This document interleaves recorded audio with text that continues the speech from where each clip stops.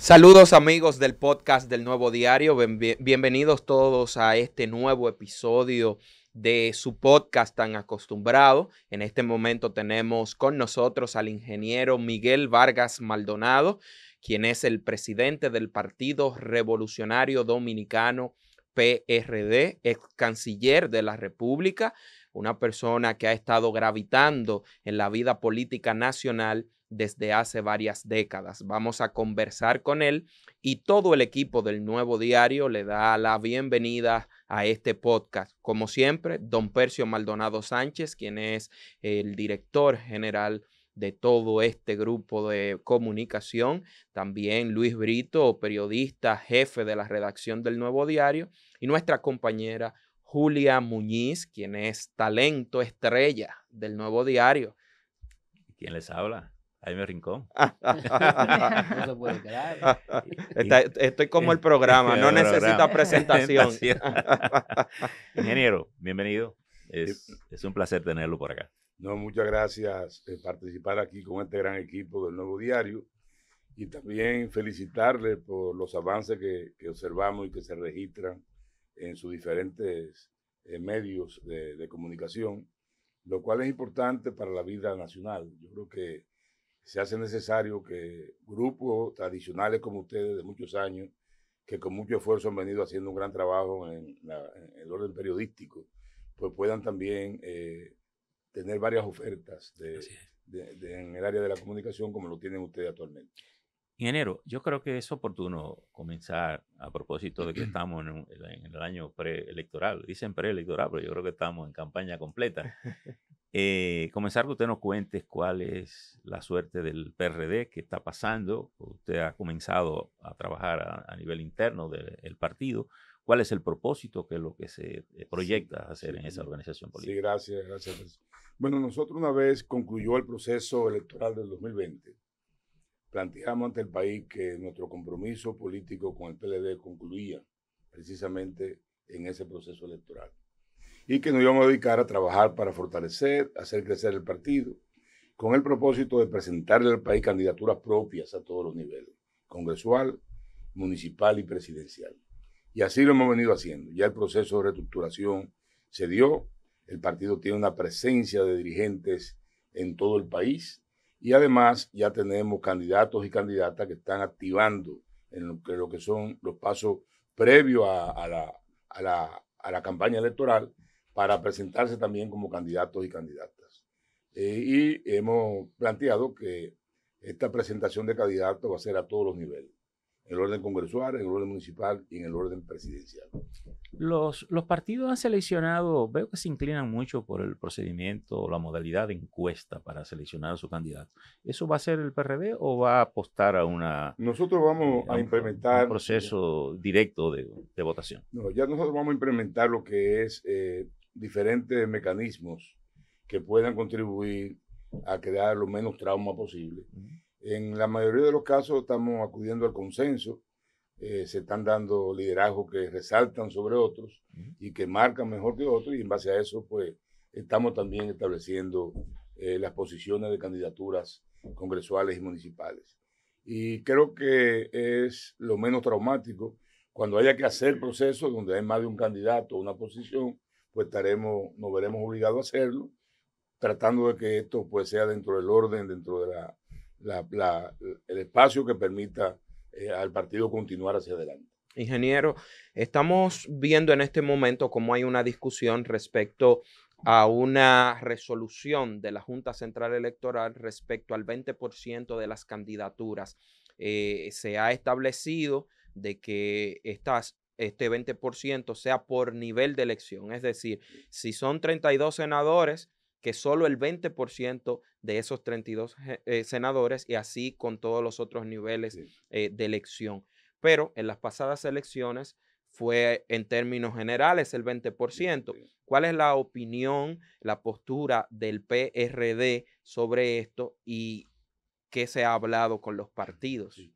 Nosotros hemos rechazado esa resolución que emitió la Junta Central Electoral, primero por considerarla en contra de la ley actual. La ley vigente no prevé que sea por los diferentes estados de niveles. Y entendemos que también limita a los partidos políticos, tanto a lo interno como en materia de cualquier posibilidad de alianza, tener un poco mayor de flexibilidad en lo que son los movimientos que podamos hacer y los compromisos que podamos hacer con candidaturas. Yo creo que hemos estado conversando también con otros partidos, más de 20 partidos expresan lo mismo que nosotros, incluyendo el PLD y la Fuerza del Pueblo.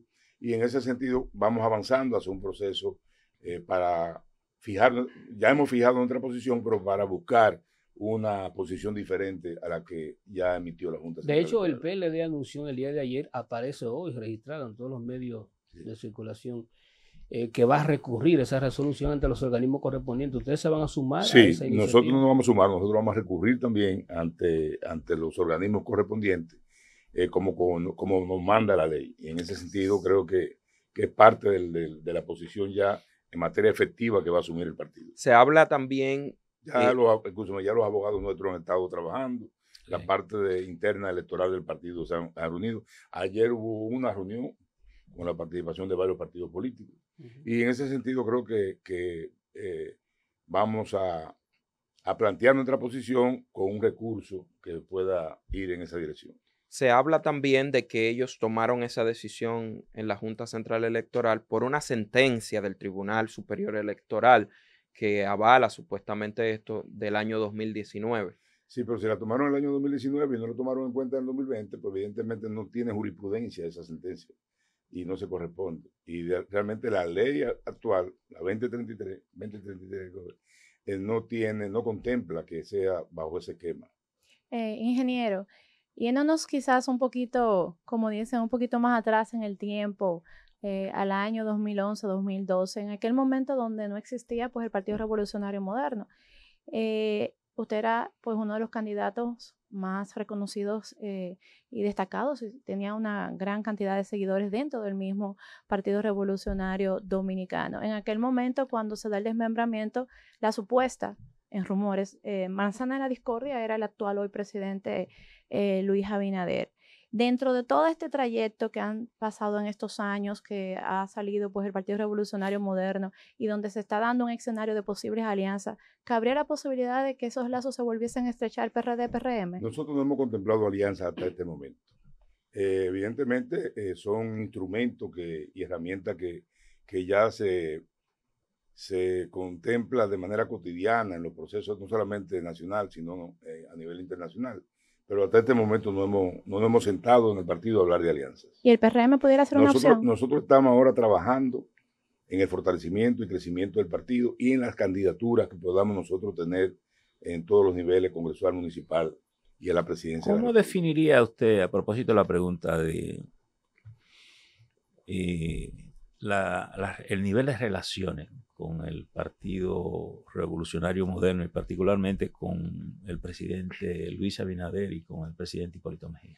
Nosotros tratamos siempre de separar lo que son las relaciones personales y las relaciones políticas. Nosotros somos un partido de oposición y los que gobiernan tienen que tener la suficiente tolerancia para entender eso. Nosotros entendemos que nosotros estamos haciendo un trabajo para los propósitos que ya les pusimos de fortalecimiento y crecimiento, y en esa dirección es que vamos. Ahora, nosotros dijimos también, inmediatamente inició el gobierno actual, que el PRD iba a ser una oposición útil y constructiva en beneficio del país. O sea, todo tema que fuera, que planteara el gobierno y que beneficiara al país, nosotros lo íbamos a apoyar. Y como todo tema que planteara el gobierno que no beneficiara al país, lo íbamos a rechazar. Y así hemos procedido en todo este espacio de tiempo que tiene este gobierno, ya casi 3 años. Sin embargo, ingeniero, el rumor público, que a veces acierta, a veces no, lo ubica a usted como un armador de una posible alianza PLD Fuerza del Pueblo, donde ahí entraría también el PRD. No hemos estado en esas tareas, pero el PLD, la Fuerza del Pueblo y el PRD son partidos de oposición. O sea, evidentemente tienen más afinidad.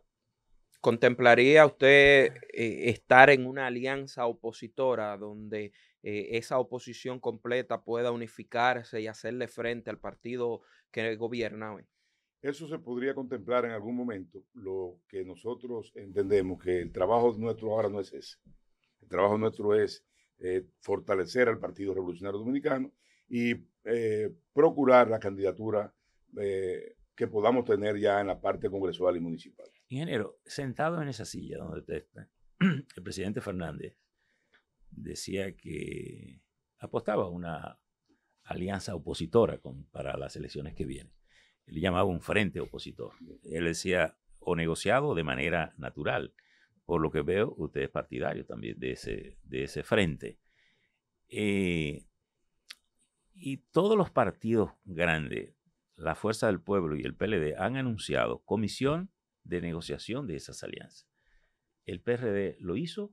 ¿Ha estado participando en esas conversaciones o va a hacerlo en algún momento? Nosotros ya contemplamos una comisión de candidaturas que evidentemente en su momento, si se da un escenario de alianza, también será la misma comisión que contemplará esos diálogos para hacer alianza. Diálogos para hacer eso. En ese orden, ingeniero, y me corrige aquí, usted ha ocupado dos posiciones muy relevantes en el país. Fue ministro de Obras Públicas y también fue canciller. Ambas con trayectoria intachable, nada que señalarle, nada, ni siquiera ha sido cuestionado en ambas posiciones.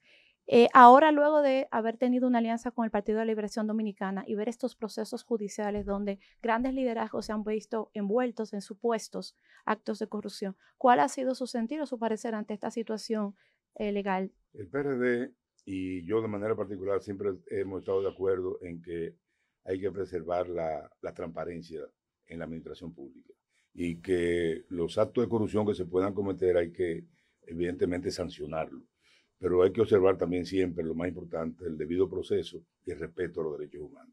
Yo creo que esas cosas aquí en algunos casos se han inobservado y nosotros no particularizamos ningún caso, pero sí es cierto que ha habido esa situación en muchos de los casos que se han... Y respecto a la corrupción, ¿usted entiende que muchos de los casos que se señalan tienen ciertos visos de certeza?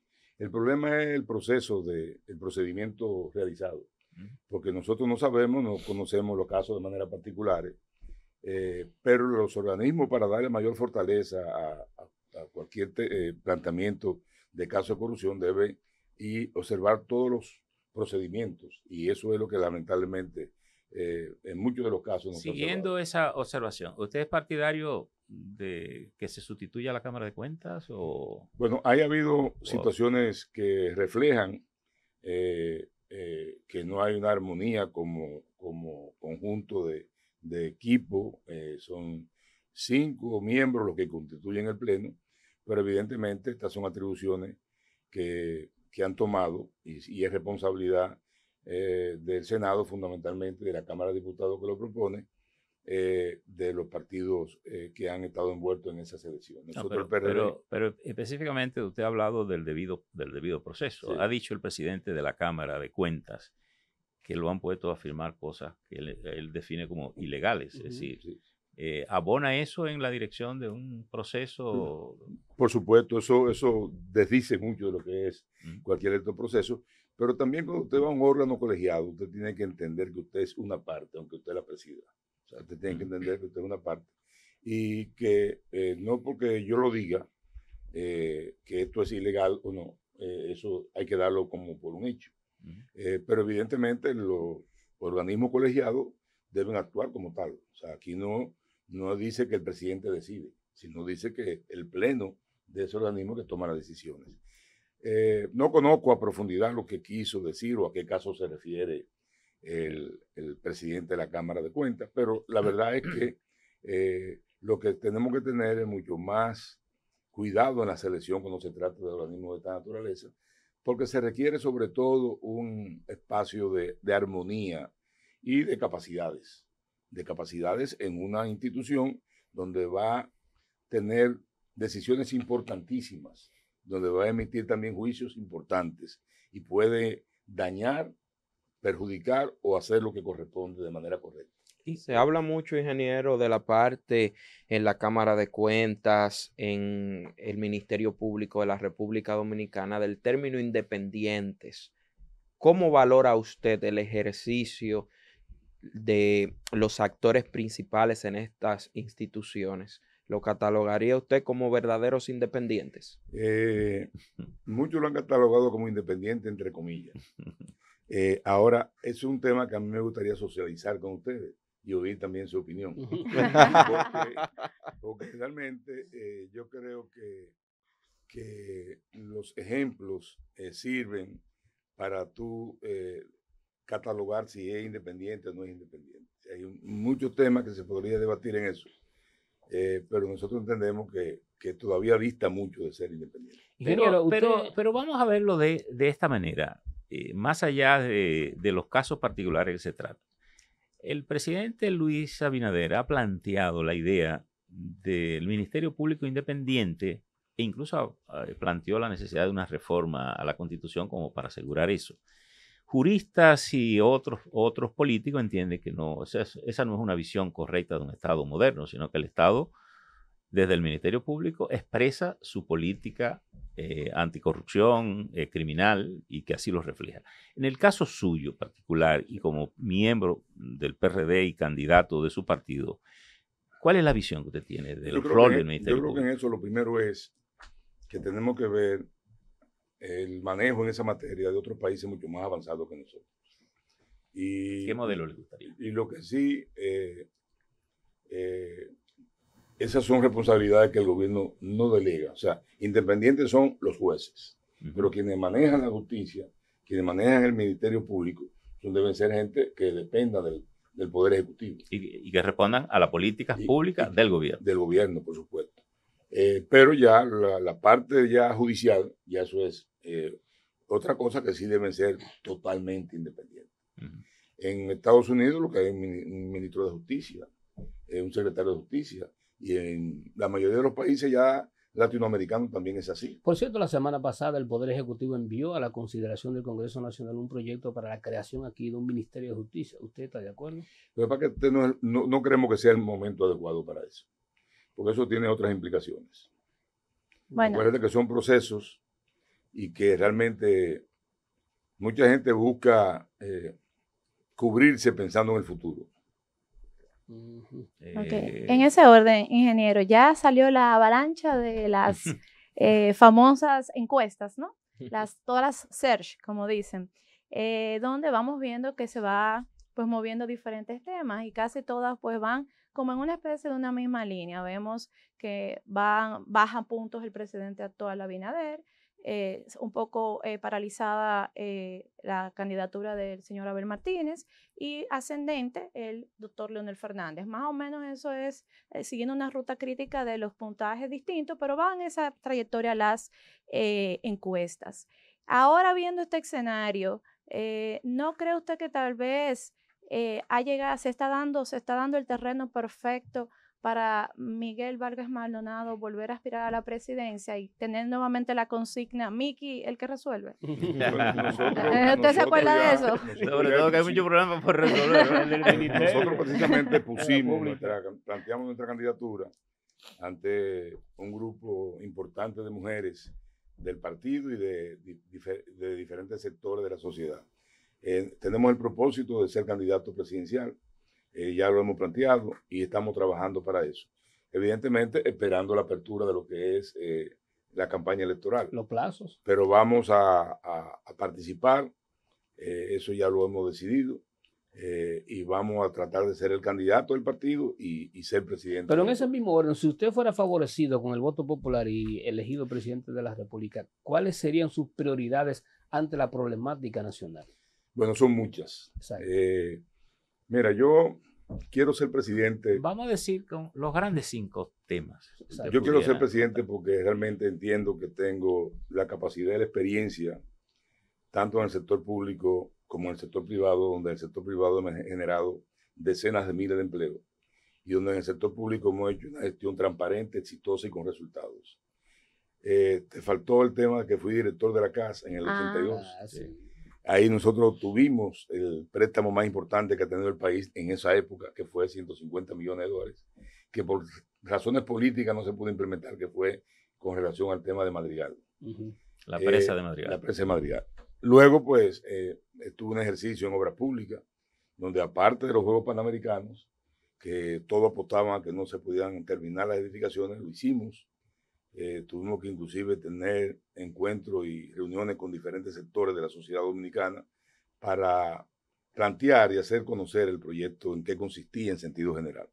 Bueno, hay que decir en ese sentido que la República Dominicana tiene obras de infraestructura deportiva mejor que la mayoría de los países. Hay un antes y un después de los Juegos Panamericanos. Evidentemente, nosotros construimos 39 obras deportivas, incluyendo la del Parque del Este, donde ahí tuvimos que también tener un encuentro con el presidente Joaquín Balaguer, para conocimiento de lo que se iba a hacer, porque entendíamos que era algo del lugar hacerlo. Claro. No, y porque él estaba defendiendo el parque. Estaba defendiendo el parque, pero ahí le pusimos, aquí nosotros solamente vamos a utilizar un 5% del territorio del parque y lo que vamos a rescatar el parque. Fue muy interesante porque... Y luego que nos diga cómo fue esa experiencia con el doctor Balaguer. Sí, yo tuve 2 experiencias con Balaguer. Una o 3 experiencias, pero voy a contar las últimas 2. Una cuando Peña Gómez me mandó con un equipo del Internacional Socialista, donde estaba Leonel Brizola, el brasileño, y otros líderes internacionales, y lo llevé allá. Y después, luego del encuentro, ya yo saliendo pues yo era el edecán prácticamente de esos líderes, eso fue en el 94, ya yo saliendo del despacho, me llama Pérez Bello, mire que el presidente quiere hablar con usted. Y yo digo, hay un tío, me llama el presidente y le pedí a los señores que me esperaran un momentico, que iba, bueno, me devuelvo, hablo con el presidente y comienza a hablarme de mi familia y me dice, mire, esta es su casa, yo estoy a sus órdenes para todo lo que usted necesite y quiera. Evidentemente en una actitud política, pero claro, y cortés, con cortés y con... Esa fue una experiencia. Y la otra experiencia fue con de los Juegos Panamericanos. Yo voy allá y duré 2 horas hablando con él, o él hablando conmigo. Y yo llevo ya 1 hora y 50 minutos y no he podido hablar del tema que yo fui a hablar. ¿Cuál fue ese tema? El de los Juegos Panamericanos, de las instalaciones deportivas. ¿Qué le alegaba el presidente? No. Esto fue muy sencillo. Fue muy sencillo. Pero luego sucedió otro tema que ligado a ese, que realmente fue lo que más me impactó, ¿no? Cuando yo hablo con él, ya al final le digo, mire, presidente, yo no quiero irme sin tratar el tema que yo vine a plantearle fundamentalmente, que es el de los Juegos Panamericanos y sobre todo las instalaciones en el Parque del Este. Y le expliqué la cosa y se quedó así. Que me dice, mire, usted recuerda cuando yo comencé a hacer la 27 de febrero y la Luperón, toda la crítica que tuve, yo pensé que él me iba a decir otra cosa. Me dice, ¡hágalo!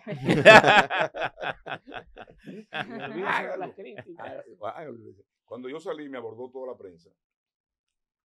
¿Qué me había dicho el presidente?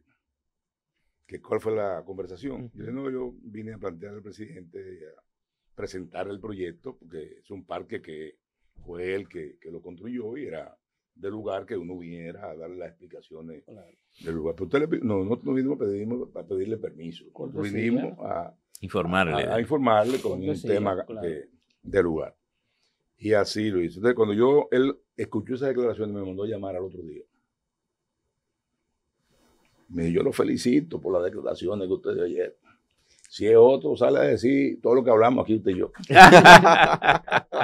pero es interesante ese preámbulo en que usted quería entrar con las obras y él no le daba espacio. ¿Cuál era su tema de interés? Bueno, el primer tema que cogió fue el tema familiar y sus relaciones. Sí, eso es muy político. Además, él tenía una relación muy cercana con el abuelo. Sí. Ya. Y muchas cosas de esas, sí, que realmente, pues, eran de su interés. Y evidentemente, en ese tipo de conversación, tú no puedes interrumpir esas cosas. Claro. Aunque tú quieras plantear lo que tú entiendas que fuiste a plantear. Usted dice que tuvo otra experiencia, pero que no iba a contar esas 2. ¿Cuál fue la otra? No, la otra se la contaré después. Fuera del aire. Era política esa. Era más política. Tenía varios matices. Mire, aprovechando que usted habla de ese contacto con Balaguer y que se fue a conversar sobre el tema del parque, una de las cosas que resulta extraña es que todas las áreas verdes que la ciudad de Santo Domingo tiene, la hizo Balaguer. ese pulmón y que incluso la democracia que lo sustituye, lo que ha hecho es irle quitando pedazos incluso a muchas de esas áreas. ¿Por qué no se tiene un concepto tan claro de la necesidad de tener una ciudad mucho más habitable? ¿Qué es lo que tenemos que hacer? Usted en su doble condición, en su condición de ingeniero y en su condición de dirigente político. Sí, yo te voy a contestar esa pregunta, pero como interrumpimos la pregunta que tú me hiciste, tratando el tema yo quiero concluir esa parte. Mira, yo te decía que quiero ser presidente porque he tenido la experiencia y la capacidad, tanto en el sector público como en el sector privado, donde he generado resultados, tanto en uno como en otros. Y esa experiencia, esa capacidad quiero ponerla al servicio del país. Eso ha sido desde que inicié mi primera propuesta de candidatura en el 2008 y así lo hemos venido estableciendo. Yo creo que aquí hay que implementar una política de gestión de gobierno diferente, distinta. Yo creo que hay que hacer más y prometer menos. Yo creo que hay que hacer más y hablar menos.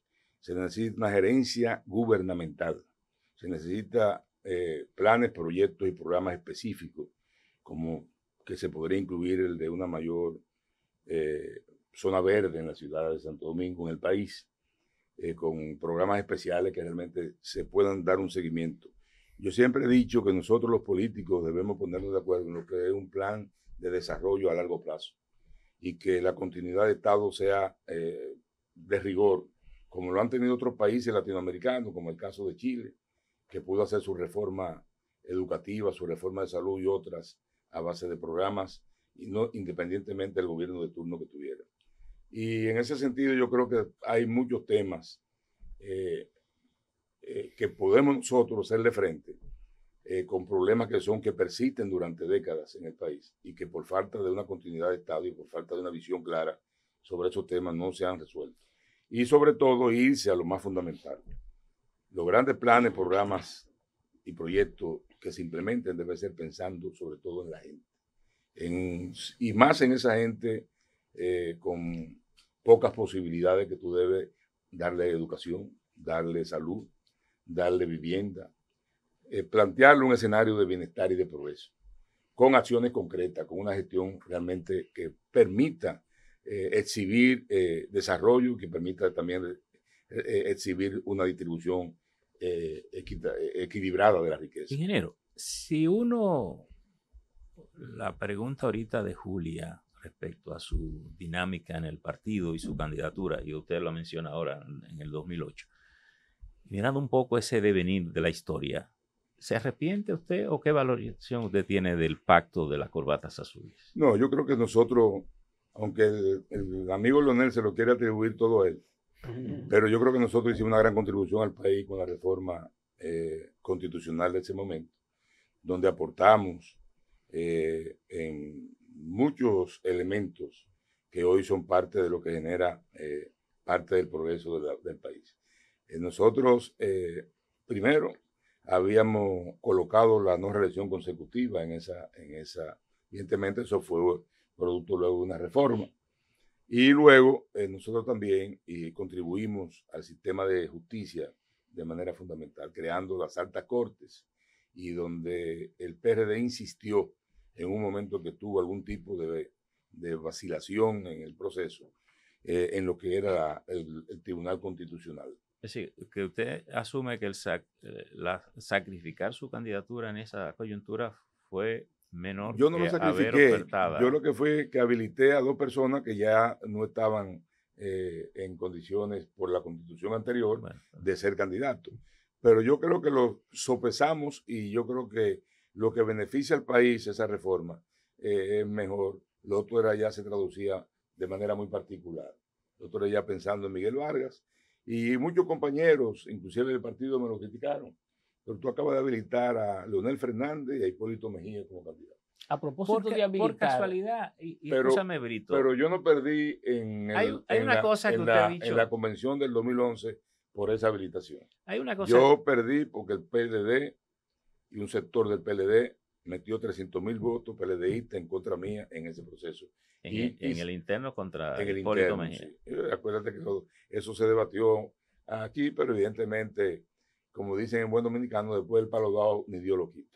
Pero le dicen que fue un error usted aceptar ir a una convención abierta. No, porque la comisión no era abierta. Lamentablemente, esa honorable comisión organizadora de ese proceso, porque era una honorable comisión. ¿Quién la presidía? La presidía Emanuel Esquea, Milagro Ortiz y Hugo Tolentino. ¿Y qué sucedió ahí? Bueno, sucedió de que no se hizo el trabajo de segregar. Ahí aparecía hasta Margarita Cedeño y otros PLDistas. Es más, un amigo mío que tiene medio de comunicación y le dice a un empleado que le dé el domingo libre porque vaya a tener que ir a votar a la convención del PRD. Y le dice, pero tú no eres PLDista. Sí, pero tengo instrucciones de ir a votar. Eso fue en el caso de Julio Jacín, lo digo porque él me lo contó y no me dijo que no lo dijera. En el caso de lo que usted no nos quiere contar ahora, sino que después nos lo quiere contar, Quique, en esa silla, Quique Antún, el ingeniero Quique Antún, el presidente del Partido Reformista, nos dijo que el PLD había incumplido un acuerdo que tenía con el Partido de la Liberación Dominicana de alternarse la candidatura. ¿Por casualidad de eso le habló el presidente Balaguer? No. ¿No? No. ¿O usted no lo quiere decir? No, eso no. Si me lo hubiese dicho y tú me lo preguntas, yo te lo digo. Ingeniero, en tema país, hemos visto algunas críticas de usted al gobierno de turno y hay un sector específico que usted tiene que ver mucho con él y es el sector construcción. En el año 2022, el sector construcción no creció. Fue uno de los que menos creció en la República Dominicana y hoy vemos declaraciones de gremialistas del sector de la construcción hablando tanto de lo que tiene que ver esto de las construcciones en República Dominicana y el valor del cemento y todo lo que tiene que ver también con la baja en las ventas del cemento y de materiales de construcción. ¿Cómo usted visualiza todo esto? Yo he dicho que el gobierno tiene un discurso sobre los diferentes sectores del país que es muy diferente a la realidad. La realidad es que estos sectores han experimentado un retroceso y un deterioro profundo. Y lo podemos analizar, comenzando por el alto costo de la vida, la autosuficiencia alimentaria del país, que ha descendido bastante. Pero también hay que agregar a esto la parte de la inseguridad y la alta criminalidad que afecta ahora al país. Temas de campaña que fueron prometidos para resolverse en el primer año. Y uno de los elementos que se constituyen un sello de este gobierno es el incumplimiento y la improvisación. Vemos el gobierno permanentemente dando hacia adelante y hacia atrás. Y eso evidentemente para una gestión gubernamental es fatal. Pero además, la atención primaria de salud está muy deprimida. Hay problemas y eso se refleja en los diferentes, permanentemente, revelaciones de males sanitarios que evidentemente yo creo que también tienen que ver con la situación de nuestra frontera.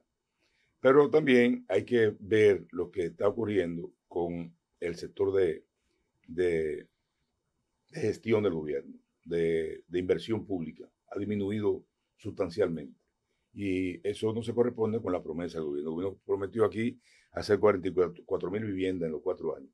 Y no ha llegado a 3,000 todavía. En estos 3 años. Dicen que han hecho 3,300. Sí, bueno, 3,300 de 44,000 le pueden dar quizás 1,000 más de aquí a agosto. Y eso no fue la promesa.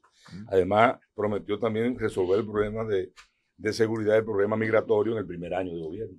Ingeniero, y esas son de las cosas que hay que... Dentro de la política de oferta del gobierno, yo le quería plantear lo siguiente. La pandemia, una cosa que dejó clara es que la gente despierta no cabe en la casa, en los barrios. Y que el país tiene una gran necesidad de casi una cosa básica. ¿Cómo usted enfocaría el tema de la dignificación de la vivienda a nivel del país y la higienización del país? Con una planificación amplia en todo, sobre todo pero ¿cómo usted lo concibe? ¿Haciendo casas nuevas o haciendo una especie de renovación urbana. Una renovación urbana completa que permita precisamente vivir de manera decente en un plan de vivienda social en todo el país. Y yo creo que quizás, lamentablemente, tenemos que admitir que en mayor o menor grado quien más ha hecho eso ha sido el presidente Joaquín Balaguer. Y realmente... Es una pena. Que es una pena. Sí, porque eran otros tiempos permitían más desarrollo. Yo creo que realmente... pero aquí hay que pensar, tampoco la democracia ha hecho presa. No. Y todavía el 80% del agua se nos va, cae y se nos va al mar. Sí. Es así. Es así. Ahora yo digo, por ejemplo, cuando tú pasas balance precisamente de esta gestión, dígame 4 proyectos importantes que se hayan hecho. Y todas esas promesas han sido promesas incumplidas. El tema migratorio es un tema... ¿Cuáles serían sus 5 grandes temas si usted fuera presidente? Bueno, porque a mí me gustan las cosas que me quepan en la mano. Primero, el tema del gran problema que tenemos como país, que es el problema haitiano. Yo creo que ahí ha habido una debilidad por parte del gobierno en hacer un planteamiento amplio, abarcador, viable a la comunidad internacional. No solamente quedarse en solicitud, sino, mire, nosotros tenemos aquí un plan para la solución del problema haitiano, porque nosotros somos los únicos que no nos podemos cansar, porque somos los que más afectados estamos con esa situación. Y yo creo que ha faltado un plan. Nosotros hemos participado en varios escenarios donde ha estado el presidente, tratando de hacer planteamientos. Hicimos varias reuniones con diferentes líderes y la participación del presidente de la República. Y hemos sido muy precisos. En algunas cosas no cayeron bien, pero quisimos decir lo que nosotros entendíamos. Primero, nosotros no podemos plantearnos, y eso se hizo en principio, una confrontación con él. Eso no nos da ningún tipo de beneficio, lo primero. Lo segundo es que tenemos que establecer un diálogo permanente, aunque quede uno solo que quiera dialogar, un diálogo permanente. Y lo tercero es que el llamado a la comunidad internacional se debe hacer con una propuesta. Nosotros hicimos una propuesta de conformar un bloque regional que está contemplado en el nuevo escenario de las Naciones Unidas, para desarmar las bandas, para restituir la institucionalidad y para pacificar el pueblo haitiano. Y de ahí encaminarse a un proceso con un escenario que permita la implementación de un proceso electoral transparente, democrático, libre. Evidentemente tiene que tener el acompañamiento de la comunidad internacional para lograr estas cosas. Y sobre todo la cooperación y el apoyo en todos los sentidos, incluyendo el económico. Usted que manejó la política exterior y sabe lo delicado que son estos temas, parecería que esa comunidad internacional se reduce en una en Estados Unidos. No es así. En el sentido de que ahí no se puede ni hacer nada sin Estados Unidos, y con los Estados Unidos, sin ella no se puede hacer nada. Y con los Estados Unidos se tiene que meter y normalmente traza la pauta de lo que se quiere hacer. No necesariamente. Yo creo que, mira, nosotros, una de las propuestas que hemos hecho es retomar algo que nosotros firmamos en el 2018, que fue el Acuerdo de Laredo, que para nosotros, independientemente de que el muro es importante, pero no es suficiente. Ese muro lleva... El muro fronterizo. El muro fronterizo lleva... Haití y Dominicana. Se prometió hacerlo en 2 años, lleva ya más de 1 año, tiene, creo que, 3 kilómetros realizados, de 395. Si calculamos, eso te va a dar como 141 años de ejecución. Sí. Pero ese muro, aunque es importante, no es suficiente. Nosotros planteamos una franja de desarrollo, porque hay que entender que lo que puede solucionar el problema de Haití con República Dominicana y esa migración ilegal permanente es el bienestar del pueblo haitiano. El principal muro es el desarrollo económico. El desarrollo.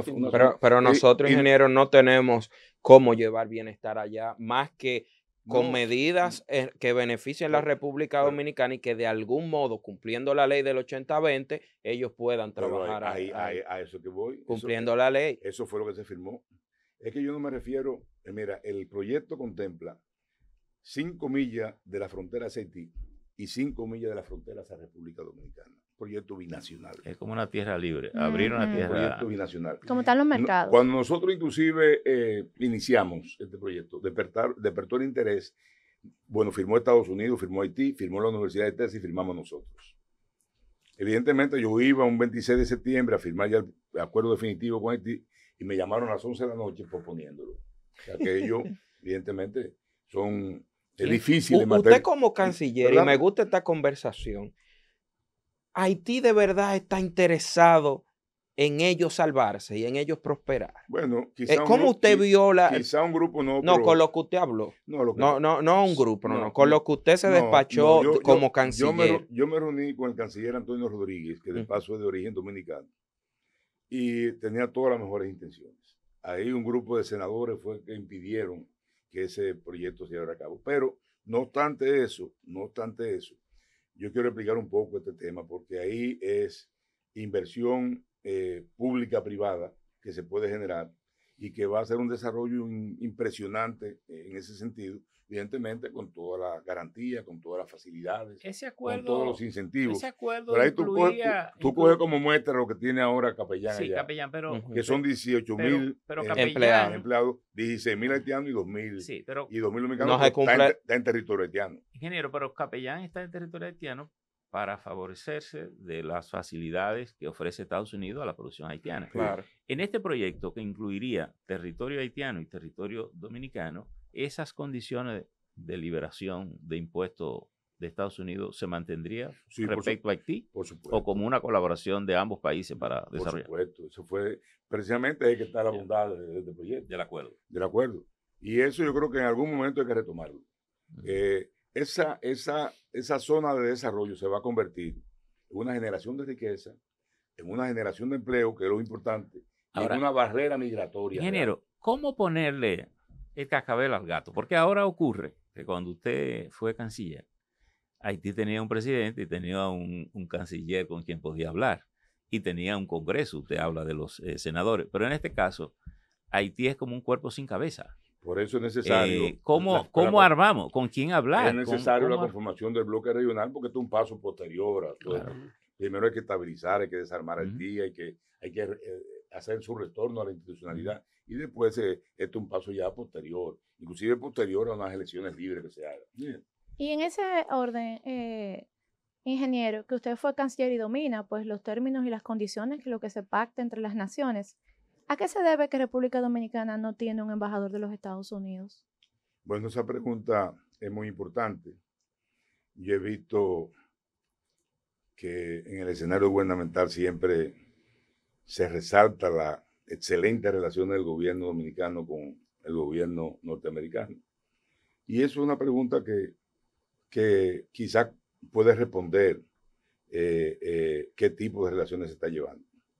Pero estamos sin embajador desde antes de este gobierno. No. El embajador del 21 de enero del 2021. El último que llegó, ¿cuál fue? Fue la señora. La señora Robin Bernstein, que renunció y se fue. Sí, Rosa se fue. Quiero quedarme en el ámbito internacional, porque usted tuvo que ver con una decisión, si se quiere, histórica, ¿verdad? Que fue las relaciones con China, con la República Popular de China. Pasó el tiempo y luego China nos salvó de la pandemia, incluso hubo que recurrir a China para... A pesar de los discursos. Para la vacuna, a pesar de la posición del gobierno. Hoy gubernamentales. Hoy gubernamentales. En ese momento eran oposición. Eso ahora, y después de eso surge entonces el conflicto ruso-ucraniano. China entra a jugar un rol muy protagónico en el orden de la economía y en el orden tecnológico. ¿Cómo usted ve la realidad mundial hoy para un gobierno en República Dominicana? Es decir, ¿qué debemos nosotros hacer con este contexto internacional cada vez más complejo, más fragmentado en el orden económico, político? Lo primero que debe primar en un gobierno dominicano ante esta situación es el equilibrio. Por ejemplo, yo tuve la gran oportunidad y la gran ventaja de que, y te voy a explicar esa parte, estableciendo relaciones con China, un jueves, fue un 1 de mayo, me trasladé al otro día al Vaticano. O sea, fui de China comunista a su santidad. A Santiguacio usted fue. A su santidad. No, coincidió con una reunión del SICA que nosotros presidíamos, SICA Italia, pero aprovechamos ese espacio con el Papa. Y de ahí vine un sábado y el lunes estaba en el Departamento de Estado. Okay. O sea, nosotros mantuvimos unas relaciones excelente con el gobierno norteamericano, pero pudimos hacer esta cosa que era de las cosas más difíciles que teníamos por delante. En materia de política pero Estados Unidos, diplomacia. el Departamento de Estado estaba evidentemente en contra de esa relación. ¿Qué le dijeron en ese momento los norteamericanos? Bueno, yo le expliqué con detalle el motivo y el objetivo de esa relación, que era una relación eminentemente comercial, que no tenía matices políticos ni ideológicos, y que evidentemente nosotros en ese momento estábamos en desventaja con otros países de la región que sí tenían relaciones con China y se le hacía más fácil el comercio con China. Evidentemente, hoy tú analizas la situación de relación comercial entre China y República Dominicana y es muy, muy superior a lo que fue en ese momento. Y eso era lo que queríamos lograr. Ingeniero, de cara ya a las elecciones del 24, ¿cuál es su proyección, su perspectiva? Hay montado un proyecto reeleccionista, la oposición parece nuclearse, pero al final no se sabe qué va a pasar. ¿Qué dicen los números que usted maneja? Sí, bueno, ella dijo más o menos lo que estaba pasando. Muñiz. ¿Cómo es? Julia Muñiz. Lo que estaba pasando en materia de lo que nos muestran las encuestas. Las encuestas hay que tomarlas con ciertas reservas. Con ciertas reservas, porque todo depende también de quién la paga. Y esa es la realidad. Pero de todas formas la realidad también se ve. Aquí lo que podemos estar seguros que con el escenario político, si se traslada hasta el 24, no hay una definición en primera vuelta. Ingeniero, yo en las conversaciones que he tenido con los distintos dirigentes, percibo, tal vez usted me corrige que está adentro trabajando el día a día con esto, de que todo el mundo está como calculando a una segunda vuelta, que habrá una segunda vuelta aquí. Sin embargo, febrero parece un punto muy estratégico para mayo. Y se está hablando, y por eso se está hablando de cómo armar el muñeco de febrero, es decir, cómo asegurar que nadie se lleve todo, sobre todo el gobierno que ha tenido una ofensiva de ir arrastrando muchos alcaldes actuales hacia arrastrando un término tuyo, yo le pondría otro nombre, pero no hay problema. ¿Cuál nombre usted le ¿Cómo pondría? Comprando dirigentes. Usted dice que el PRM está comprando dirigentes a otros partidos. Comprando. Sí, comprando. Nosotros tenemos todas las evidencias. Sí. Y tenemos testimonio de dirigentes nuestros. Este es el caso de Polo Valenzuela, alcalde de honorable y digno de Pedro Santana y Ilia Piña, que evidentemente lo que ocurrió ahí es una pena que eso esté ocurriendo en Pero ¿qué es lo que le ofertan? Porque lo que se alega desde el gobierno es que el gobierno está dando más apoyo a la vida municipal. Bueno, hay gente que no son municipalistas también, pero eso es una práctica que evidentemente debe ser erradicada de lo que es la parte política nacional. O sea, ok, pero fíjese, lo que quiero saber es cuál es su criterio y me imagino que a pesar de que usted dice que no hemos llegado al momento de las alianzas, estas cosas se conversan. Sí, claro, y con tiempo. Todo el mundo está apostando a la segunda vuelta, pero todo el mundo quiere salir fortalecido en febrero. Y es posible que ahí haya hasta un sentido de cierto equilibrio, de equidad. Pero parecería que nadie quiere soltar la candidatura presidencial para mayo y que todos se irán a las urnas y si hay una segunda vuelta, entonces ahí se definirá otra cosa. Sí. Eso es lo que se está concibiendo. Bueno, eso es lo que se ve en el escenario. No, pero es lo que ustedes han conversado, por lo menos de manera informal, entre los dirigentes que pudieran estar haciendo acuerdos. Es importante para la oposición salir fortalecido del proceso de febrero. Es una realidad. Pero no solamente por los resultados, sino por el mensaje. Es una realidad. Ingeniero, yéndonos como estaba ahora mismo Brito hacia el futuro, un poquito con el tiempo. Estamos ya en el 2024, Miguel Vargas está puntero para la presidencia. Empiezan a tocar puertas, ¿no? Empieza la gente a sumarse. Y nosotros también nos acompañó, pues es un ex compañero suyo de partido. En caso de que se diera la oportunidad, Guido Gómez Mazara, ¿lo tendría nuevamente a su lado? Es que Guido está en el PRM. No, por eso le digo, se da el 24, se empiezan nuevamente a tocar las puertas cuando en el hipotético caso de Miguel Vargas, puntero ya para el 24. Hay cosas que se quedan en la hipótesis. Vamos a cambiar la pregunta. ¿Cuáles son sus relaciones actuales con Guido Gómez Mazara? No, ninguna.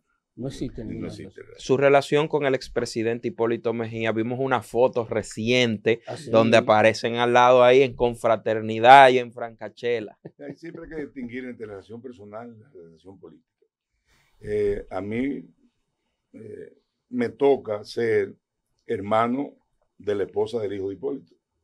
Hermano de la esposa. Mi hermana es esposa de Ramón Hipólito. de Ramón Hipólito, que debo decir que es una estrella de hombre. Como profesional, como empresario, como esposo y como padre y como cuñado. Exacto. Una estrella. Ese que usted tiene sobrino ahí. Sobrino. Ese que tiene sangre. Sí. Están emparentados. O sea, y- Sí. Pero a pesar pero de nosotros los nosotros enfrentamientos no evitamos, públicos, no evitamos un encuentro público, privado, si hay que hacerlo, ¿no? pero lo que por muchos años estaba gravitando era de que ese enfrentamiento, que sí hubo enfrentamiento en términos políticos entre usted y Hipólito Mejía, se veía a un punto ya de que, bueno, puede ser que en lo personal también eso afectara. ¿Nunca afectó eso en lo personal? No, yo nunca he tenido ningún tipo de problema personal con Hipólito. Nunca he Ni tenido. él con usted. Ni él conmigo. O sea, siempre, si nos toca encontrarnos, tampoco he planificado nunca un encuentro. Cuando se murió doña Rosa, yo fui al cementerio y luego él no estaba allá y fui a su casa. Y fui sin prensa ni nada, porque no se trata de eso, es un asunto personal. ¿Y con el presidente Abinader?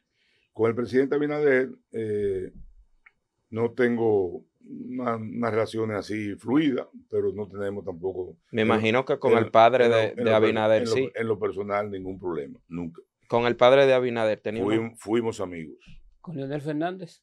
Con Leonel Fernández por igual. ¿Cómo son las relaciones? Personales normales. O sea, no tenemos tampoco con vínculos de acción en ese sentido. Pudiéramos definir en el escenario con el que usted tiene mejor relaciones sería con Danilo Medina. Yo creo que sí. En términos, porque Sí, vengo porque viene de participar como en un gobierno. gobierno con 8 él. años. Yo inclusive le había dicho cuando inicié ese proceso, ya yo era candidato para el 16, y yo le dije que viendo el escenario político y la realidad que teníamos, pero que yo no iba a aceptar ningún cargo público, porque yo me quería preparar para que en el 2020 pudiera. Lamentablemente hubo una serie de factores que él me pidió, me explicó, y yo lo entendí y lo asumí y no me arrepiento tampoco. ¿Y cuál fue el mejor jefe, Hipólito Mejía o Danilo Medina? Son cosas diferentes. Ajá, ingeniero. El cargo diferente. Son cosas diferentes. Ingeniero, se había hablado, algunos periodistas habían incluso hasta... Déjame decir una cosa, yo tuve cuando fui ministro de Obras Públicas, secretario de Estado en ese momento, yo tuve unas excelentes relaciones con Hipólito, hasta el punto de rechazarle cosas que yo entendía que no procedían. ¿Dónde se dañan esas relaciones? Cuando se daña, cuando me hicieron el fraude en la convención del 2011. Del que usted habla ahorita. Sí. Algunos periodistas... Y con Danilo Medina por igual. Algunos periodistas, ingenieros, incluyendo a don Héctor Herrera Cabral, habían dado unas informaciones respecto al PRD, que me gustaría que usted nos diga respecto a esto, de que ya había una sentencia preparada para quitarle el Partido Revolucionario Dominicano a usted y sacarlo a usted de la presidencia de ese partido en estos días. Y lo que estaban esperando los grupos que lo adversan a usted era buscar una persona confiable que esté actualmente en el PRD. Se habían hablado de varios nombres, pero que ninguno le daba confianza a esos grupos. ¿Qué de cierto tiene eso? Mira, nosotros eso quizás proviene de un proceso institucional que vamos a tener ahora el 21 de mayo. Esa es la convención. La convención interna del partido, donde hay diferentes aspirantes a la presidencia del partido y todavía no se han entregado las diferentes planchas que van a participar. Y evidentemente que se manifiesta, se refleja algunas tentaciones por parte del gobierno. Pero, de todas formas, lo más importante es que nosotros tenemos que cumplir ese mandato estatutario y ese mandato de la ley donde establece que cada 4 años se ¿Ese hace. proceso lo dirige el partido o va a estar en manos de la Junta? No, nosotros hicimos una comisión política el martes, donde nos hicimos acompañar de la Junta Central Electoral. La Junta también va a manejar aquí el registro y le pedimos que nos acompañara en todo el proceso, porque eso refleja mayor seguridad, mayor transparencia, y eso es lo que queremos nosotros.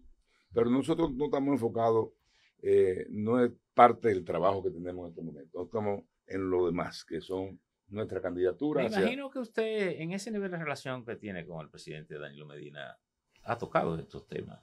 No. En términos de alianza, de futuro, de proyección. Bueno, sí, no se ha hablado de alianzas.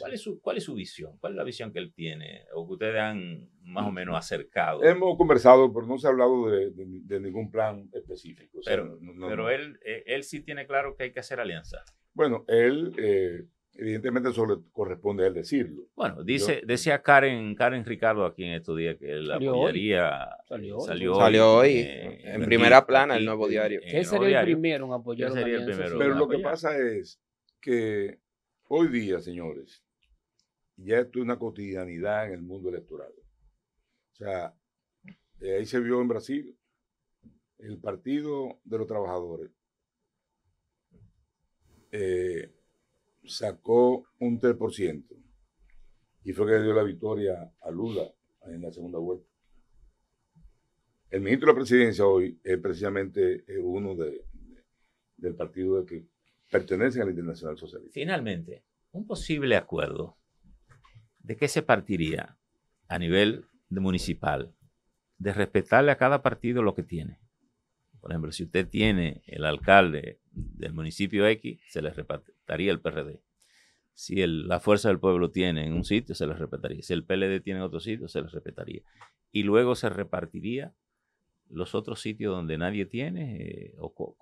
¿Cuál es la formulita? Se mediría ahí donde nadie tiene. Es una buena sugerencia para llevarla a un escenario de Santo. ¿Cuál es la formulita? Es una buena sugerencia. No, pero ustedes seguro que han hecho ensayo, ¿no? No, pero es una buena sugerencia. O sea, bueno, vamos a respetarnos lo que sacamos.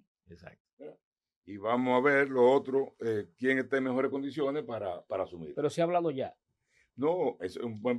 Mira, me está dando una idea fabulosa. Dicen finalmente que lo que más dificulta llegar a aterrizar en una alianza PLD Fuerza del Pueblo es limar esas asperezas Leonel Danilo. Bueno, eso es un tema entre el PLD y la Fuerza del Pueblo que no conozco. Pero dicen que usted es media. No. ¿Es mentira? Yo no soy mediador. Yo estoy trabajando para que mi partido se fortalezca y debo decir que voy a ir en una primera vuelta como candidato presidencial. Es decir, que usted también es el que visualiza a partir de la segunda vuelta alguna negociación en ese nivel. Es posible. O sea, hay que ver el entonces, escenario. a partir de hoy... Ahora estamos a un año de las elecciones. Claro. Entonces ya a partir de hoy lo veremos en la calle. Ya a partir de hoy saldrán las encuestas. Ya yo estoy saliendo desde hace un tiempo. Bueno, ingeniero, ha sido muy grato esta conversación con usted. No, muchas gracias. Agradecido de que haya venido. Jaime. Muchas gracias por la invitación. Yo sé que lo felicito nuevamente por la dinámica de crecimiento y de modernidad que están exhibiendo. Y cuando ya esté proclamado candidato, pues esperamos tenerlo para hablar ya de planes para más específicos. Para entrevistar al candidato. O si se hace un acuerdo. Se sintió cómodo. No, excelente. Aquí siempre, imagínate, yo estoy entre familia. Aquí está Julia y está Percy. Y ustedes dos que son amigos. Bueno, ingeniero, muchísimas gracias y a todo el equipo, tanto técnico como los talentos que siempre están en el podcast del Nuevo Diario, por esta interesante entrevista. A ustedes, por favor, compartir, comentar, darle me gusta y suscribirse a su canal, El Nuevo Diario Podcast.